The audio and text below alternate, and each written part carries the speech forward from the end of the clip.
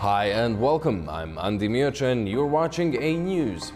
Here are the headlines. Washington and Kiev signed memorandum of intent to jointly exploit Ukraine's mineral resources. Mixed messages from the US. Rubio says Trump will move on from peace talks if no progress is made soon. Vance optimistic about ending the war. Armenian Prime Minister Nikol Pashinyan signals readiness to amend constitution and address Azerbaijan's final peace condition.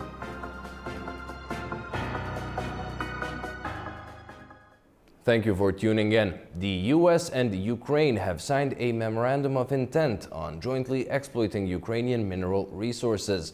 According to the text of the memorandum, both sides aim to finalize the deal until April 26th. Washington has earlier signaled it expects to have privileged access to Ukraine's natural resources as repayment for US military support for the country over the past 3 years. Ukraine and the United States have taken an important step toward the country's economic recovery and development. On April 17th, they signed a memorandum of intent that paves the way for an economic partnership and the creation of an investment fund for Ukraine. Ukraine's first Deputy Prime Minister and Minister of Economy, Yulia Sviridenko, shared the news on social media. She said the document is vital for rebuilding infrastructure, supporting businesses and creating new economic opportunities. Sviridenko also highlighted the US support for Ukraine's independence and security. She noted that the American people are ready to invest in Ukraine's recovery. The memorandum also draws attention to Ukraine's rich natural resources, especially critical minerals like lithium, titanium and uranium. These are in high demand in Europe and the US. The US aims to secure access to these resources, especially during the ongoing war. US President Donald Trump emphasized his special interest in Ukraine's natural resources, stating that gaining greater access to these resources is important for overcoming the crisis caused by the war.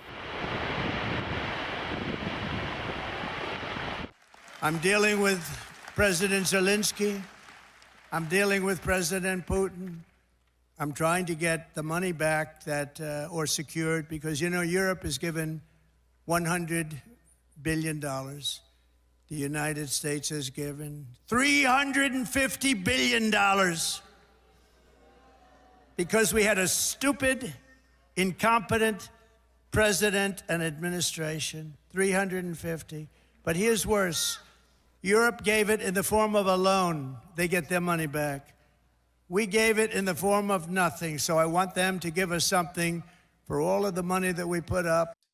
First of all, our knowledge base on the Ukrainian resources, rare earths, titanium, manganese, and others, is not sufficient. So we need more information about the commodities which are located in Ukraine.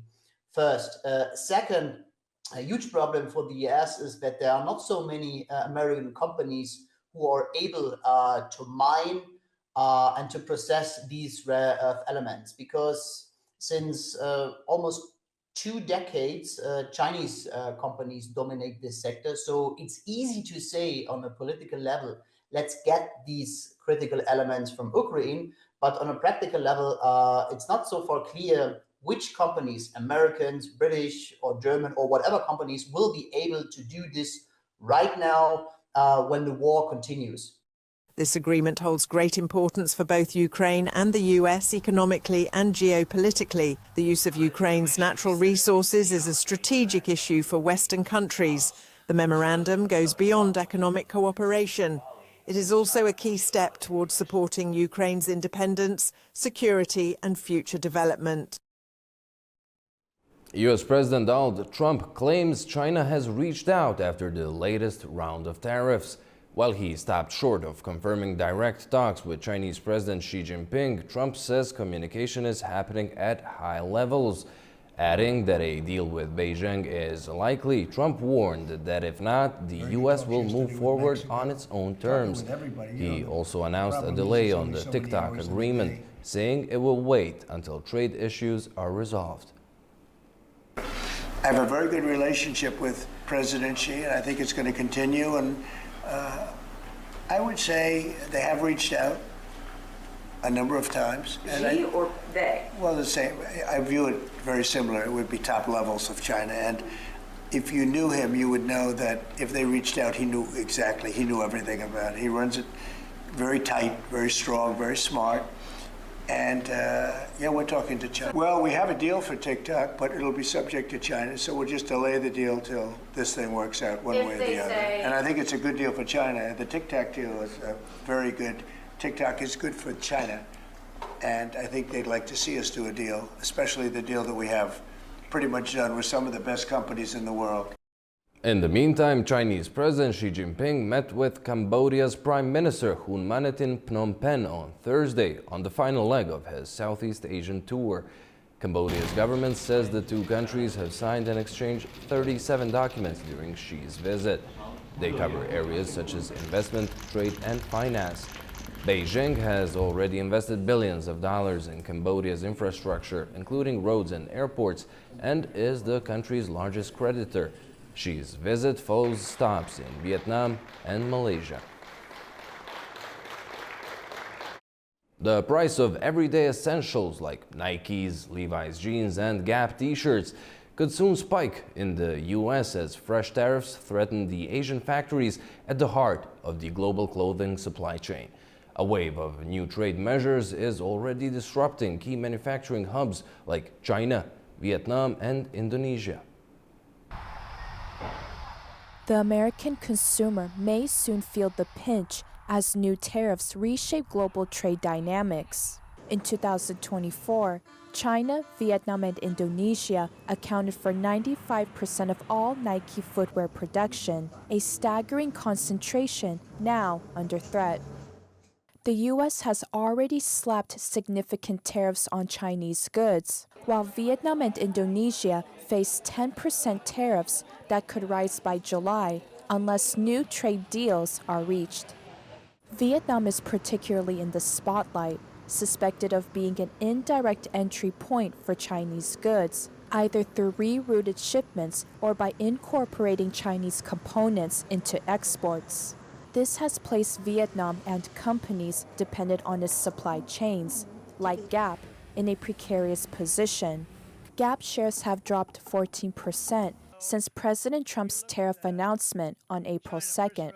Nike has seen a 14.7% decline, and Levi's stock is down 10.6%.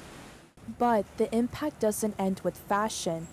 Technology companies are also deeply connected with Chinese manufacturing. Nearly 90% of gaming consoles sold in the US, from Sony, Microsoft, and Nintendo, are assembled in China. Apple continues to outsource most of its assembly operations there.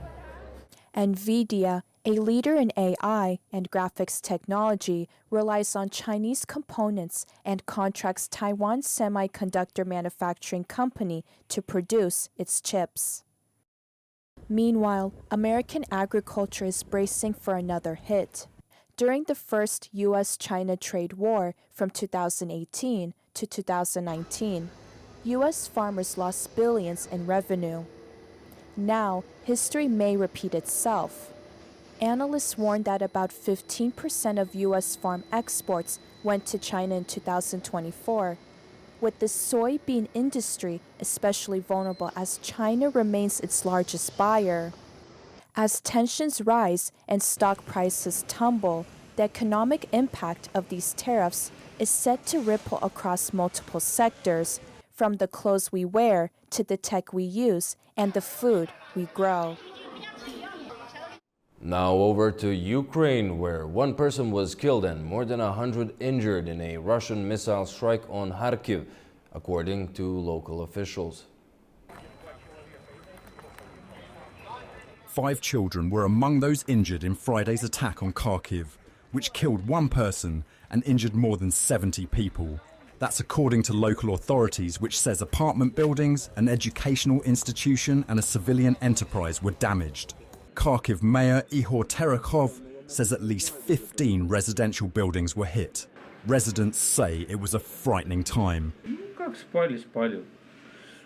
We were asleep. I saw some kind of flash, I don't know, where everything flew around. There was smoke. My wife took our daughter from the room there and gave her to me. We covered her in a blanket. We first thought the blood on her was mine, but then we found out that she had a shrapnel injury near her eye. Меня, а оказалось, что у него возле глаза посекло.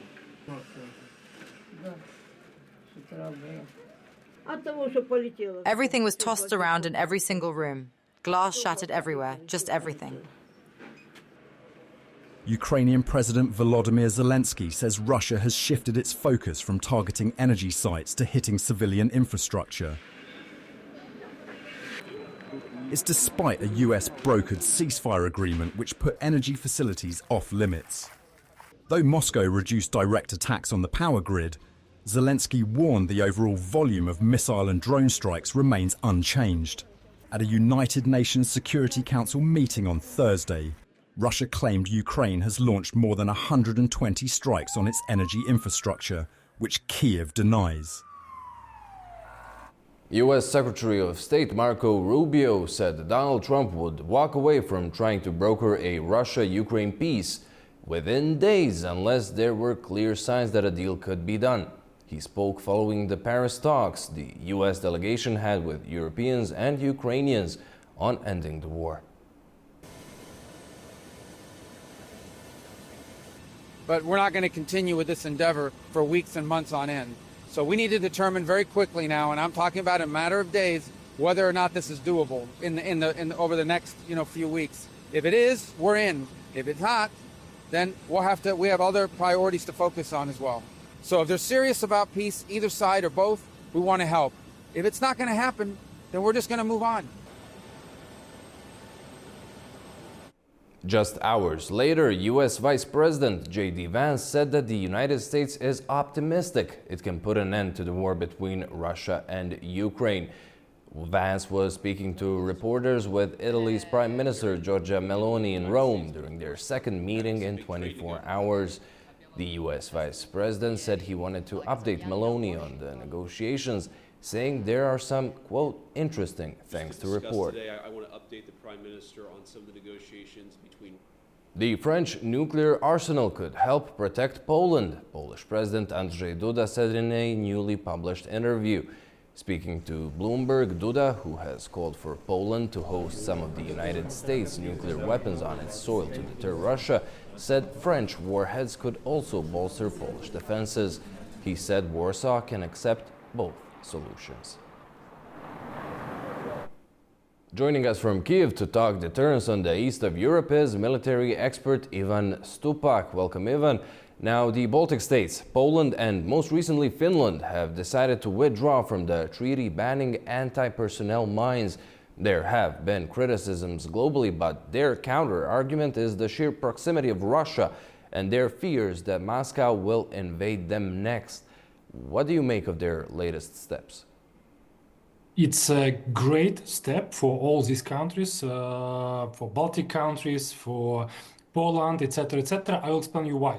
Because landmines, on the first sight, it looks like very obsolete munition, but this war in Ukraine proven and shown this mine is very effective. It's very effective weapon against rolling advance from Russia Federation. It's very cheap. They could be plastic, they could be wooden, they could be metal, they could be anti-personnel mines, they could be anti-tank mines. So very cheap munition. It could be produced in very high volume and it's very effective. So it's once more, it's a great step. It's a great defensive step for Baltic countries, for Poland, to prevent Russian invasion.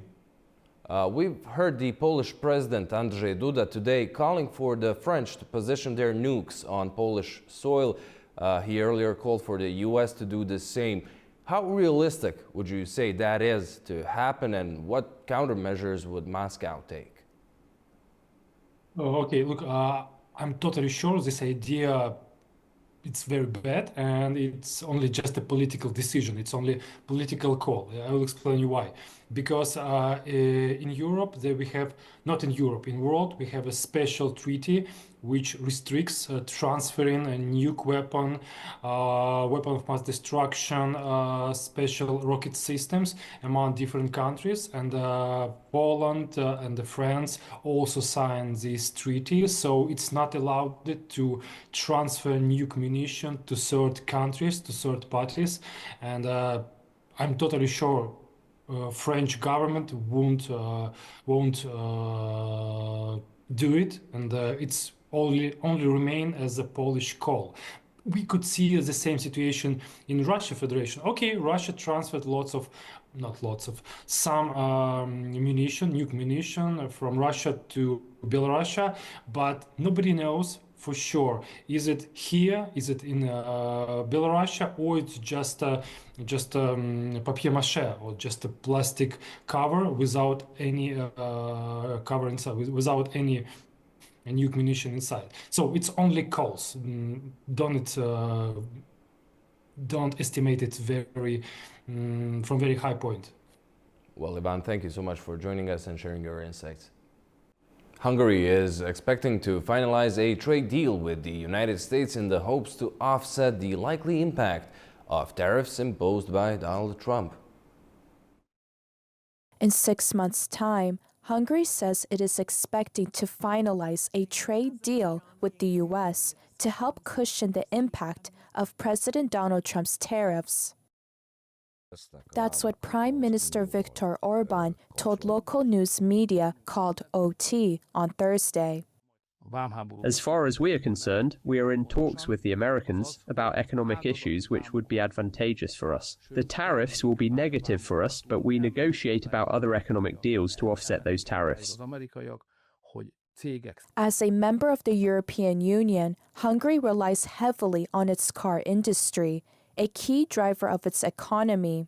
However, the sector could suffer under new tax hikes, especially as Hungary grapples with a slower than expected economic recovery and rising inflation ahead of 2026 elections.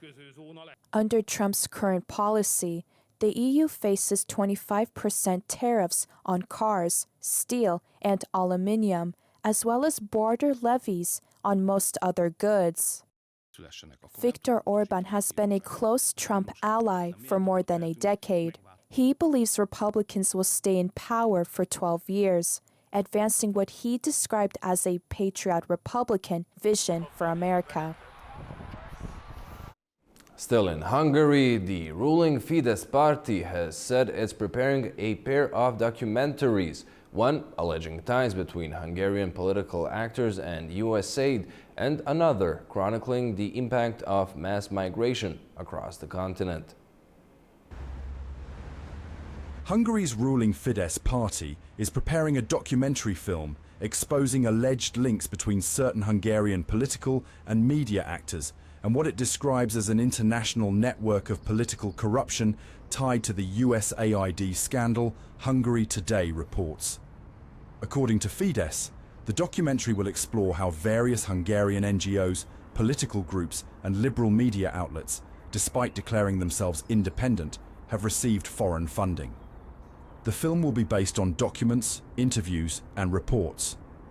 The USAID controversy came to light following Donald Trump's election as US president. The scandal centers on claims that the Biden administration spent $23 billion globally through various programs aimed at exerting political influence, financing fake civil society organizations and activists, and bribing journalists. The Biden administration's goal was clear: to spread radical liberal ideology as widely as possible and overthrow governments that resisted, the Fidesz parliamentary group wrote on Facebook.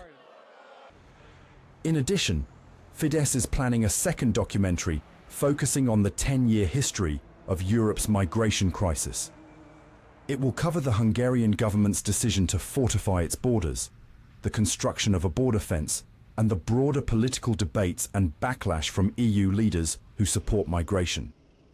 The migration film will also include examples from across Europe to illustrate how certain countries and cities have been affected by uncontrolled immigration. The largest European economy, Germany, could, by estimates, face losses of up to 290 billion euros by 2028, caused by the new US trade restrictions, with the total loss raising if the trade war between Washington and Beijing persists. Germany could face up to 290 billion euros in economic losses by 2028. The reason? Donald Trump's new tariff policy. According to a study by the Cologne-based German Economic Institute, the trade restrictions imposed by Trump could reduce Germany's GDP by around 1.6% annually. If US-China tensions escalate further, the economic blow could be even greater. The total losses for the European Union are projected to reach up to 1.1 trillion euros between 2025 and 2028. The study also notes that developing economies will be hit even harder, with some countries potentially facing a complete halt in economic growth. On April 2nd, Trump announced sweeping new import tariffs on the United States' key trade partners, declaring the day Liberation Day. Under the new policy, products from the European Union will face a 20% tariff, Chinese goods 34%, and Vietnamese imports 46%. Trump's move has caused serious concerns in global markets, with experts warning that long-term disruption to international trade is inevitable. At least 58 people have been killed and 120 others injured in U.S. airstrikes on Yemen's Ras Issa oil port, according to Houthi-run media. The U.S. Central Command confirmed the strike, saying it targeted a key fuel supply point for the Iran-backed militants. Meanwhile, Israel said the Houthis launched a missile towards Tel Aviv, which was intercepted. The United States is closing 3 military bases in northeastern Syria and reducing its troop presence from 2,000 to 1,400. U.S. officials announced the closure of mission support site Green Village, MSS Euphrates, and a smaller facility. In 60 days, commanders will assess whether to continue the reductions. They also recommend keeping at least 500 U.S. troops in Syria. Conflict in the White House regarding negotiations with Putin. The second round of the Iran-U.S. nuclear talks is set for Saturday in Rome. The delegations will be headed by Iranian Foreign Minister Abbas Araghchi and U.S. Special Envoy Steve Witkoff. Our Turaj Shiralilu brings more from Tehran. Iranian Foreign Minister Abbas Araghchi will fly to Rome to take part in the second round of indirect negotiations with U.S. Special Envoy for Middle East Steve Witkoff about Iran's nuclear program. What Iran wants from these talks is that the United States removes all of its sanctions, unilateral sanctions on Iran's nuclear program, while the U.S. side is insisting that Iran dismantles its nuclear program. So far, Tehran has categorically rejected this demand. Both sides have termed the first round of the talks, which were held last Saturday in Oman, as positive and constructive. But in the run-up to the second round of talks, there were controversies overshadowing the talks. First, it was changing the venue from Oman to Italy. And then came remarks by Mr. Witkoff, who after a meeting with US President Donald Trump said that Iran is not entitled to such program. Araghchi told the visiting head of the International Atomic Energy Agency, Rafael Grossi, that Iran's nuclear program is non-negotiable in principle. Also, in the run-up to the talks, Iran has increased its shuttle diplomacy. Mr. Araghchi visited Moscow on Thursday and on Friday, first to hand the message by Iranian Supreme Leader Ayatollah Sayyid Ali Khamenei to Russian President Vladimir Putin. The contents of the letter have not been disclosed, but it is believed to have addressed Iran's stand in the talks. On Friday, Mr. Araghchi held a joint press conference with his Russian counterpart, Mr. Sergei Lavrov, in which he said that Iran goes to the Rome talks with sincere and serious intentions. He said that if the US side also comes to these talks with such an intention, the talks will lead to an agreement. Turaj Shiralilu, reporting for A News, Tehran. Now joining us from Lisbon to briefly talk on the upcoming round of the Iran-US nuclear talks is Deputy Editor-in-Chief of Diario de Noticias, Leonidio Paulo Ferreira. Welcome, thank you for joining us. Tehran had, according to some reports, offered a three-stage plan that would initially see a reduction on its uranium enrichment in exchange for lifting of some of the sanctions. What do you expect of the second round of talks? Do you see any possibility for some provisional points to be agreed tomorrow? Well, looking to the background of the relation between the US and Iran, I'm not very optimistic about results. Obviously, it's a very meaningful meeting, but there is a deep mistrust between the US and Iran, and I can say also especially between Trump administration and Iran. If we record the first Trump term, there was a very difficult situation between the US and Iran. Not only the way Trump decides to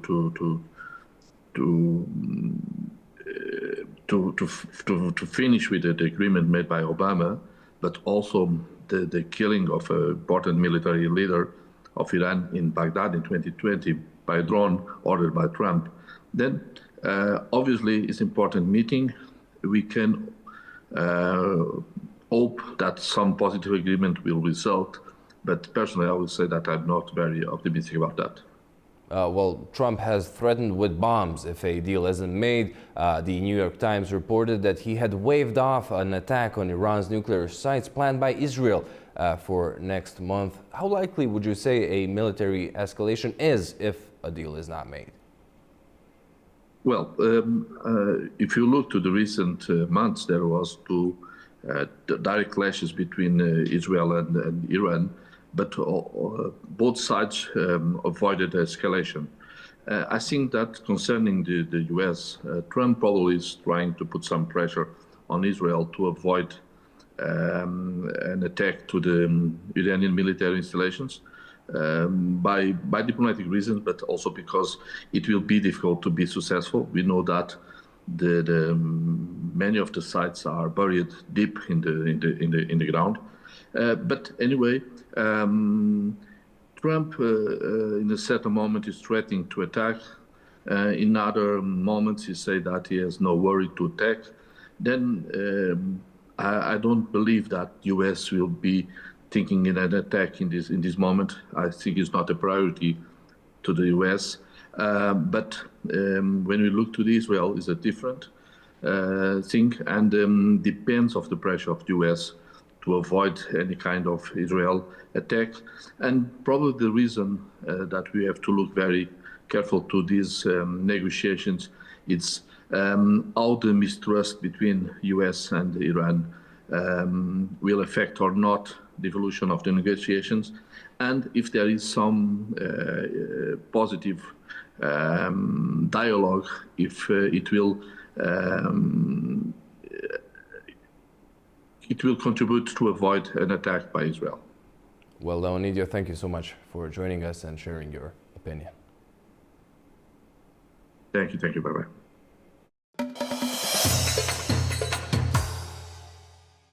The Russian Supreme Court has removed the Taliban from its list of designated terrorist organizations. Moscow and Kabul have hailed the decision as a historical milestone. Tamim Bahiz has more on that in Kabul. The Russian Supreme Court has officially removed the Taliban from its list of banned terrorist organizations, a designation that had been in place for over 2 decades. The decision, initiated by the request from the Prosecutor General, marks a significant step towards normalizing relations with Afghanistan's de facto authorities. Russia's position on the Taliban has changed considerably over time. In the 1990s, following the Soviet withdrawal from Afghanistan, Moscow regarded the Taliban as a serious threat and supported the anti-Taliban Northern Alliance. In 2003, Russia officially designated the Taliban as a terrorist organization, reflecting deep-rooted hostility and suspicion.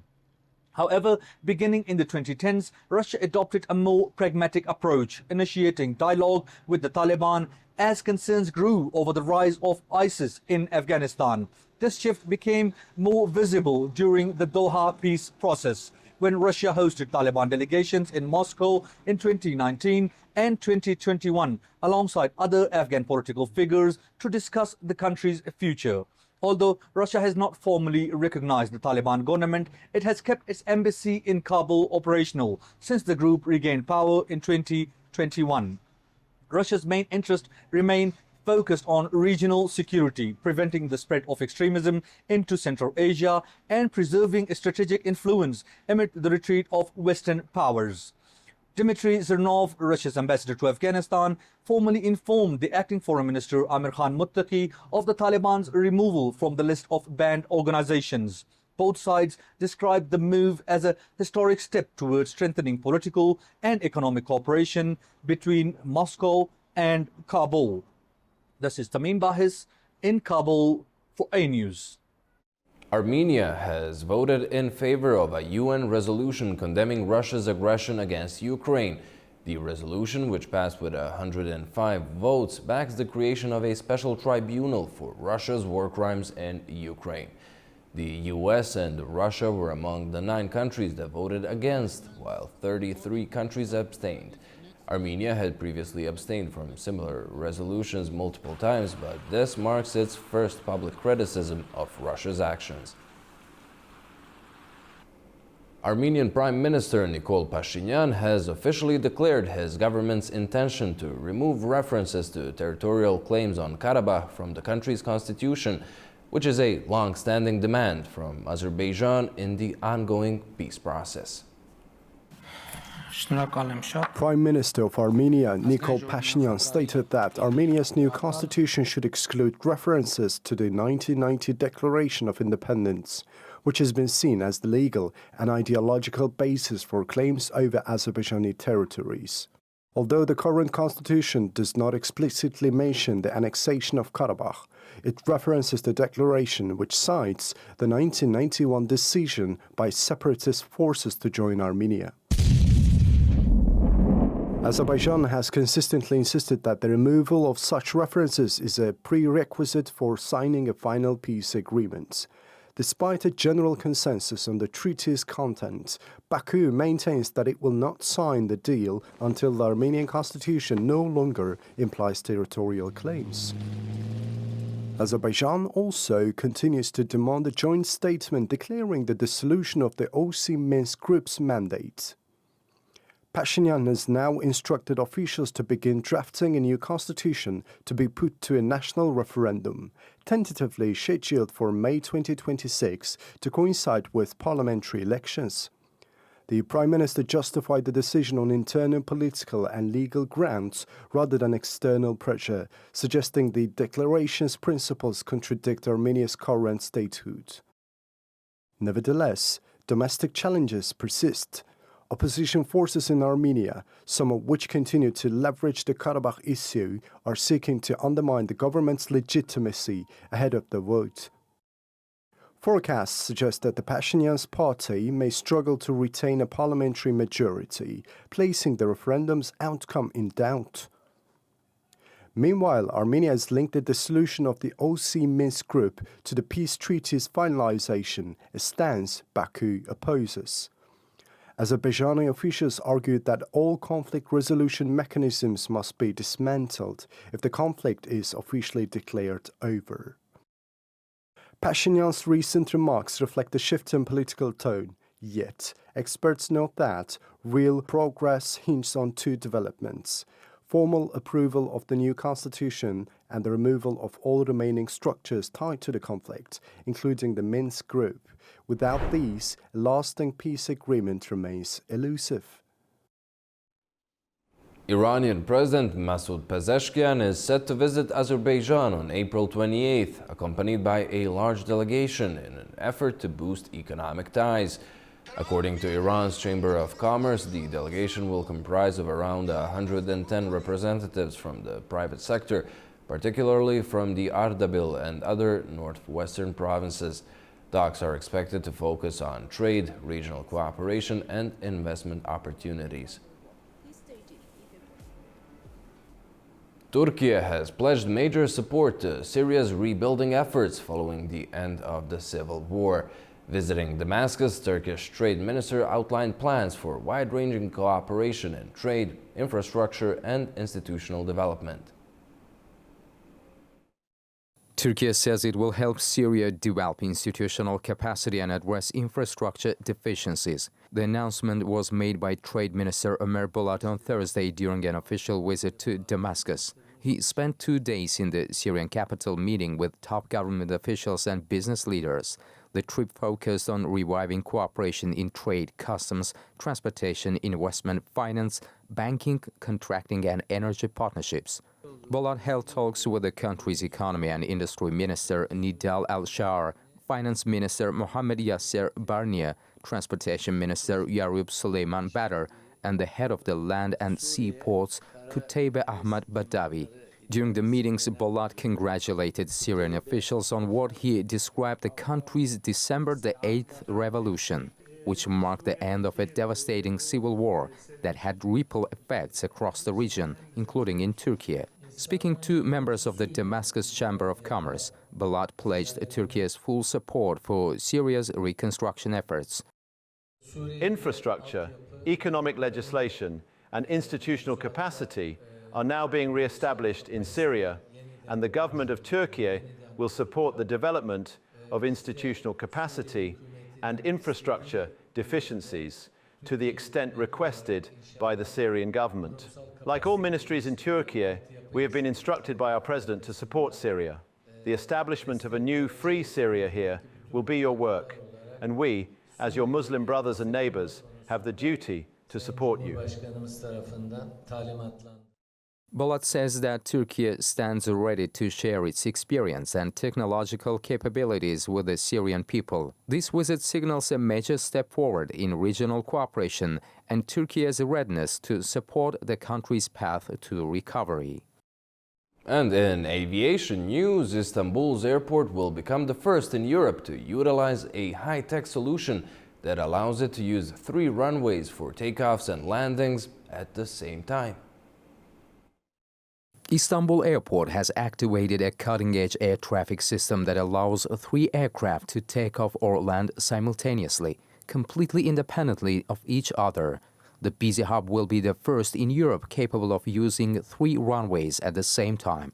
This milestone development is set to redefine runway utilization and enhance operational efficiency. That's according to the Turkish Transport and Infrastructure Minister Abdulkadir Uraloğlu.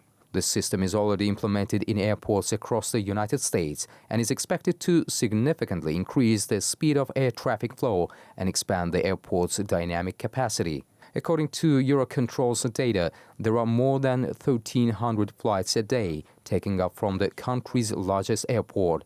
With this new system, it's reported the hourly flights will increase from 120 to 148. Minister Uraloğlu says that the technology supporting the triple independent runway operations is both highly sophisticated and complex. It incorporates advanced radar systems, high-precision navigation tools, and robust air traffic control protocols. These work together to ensure the safe coordination of simultaneous operations and maintain the smooth movement of aircraft both in the air and on the ground.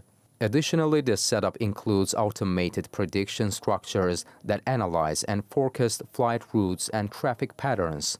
These tools are essential for preventing runway incursions and for ensuring the uninterrupted management of continuous traffic.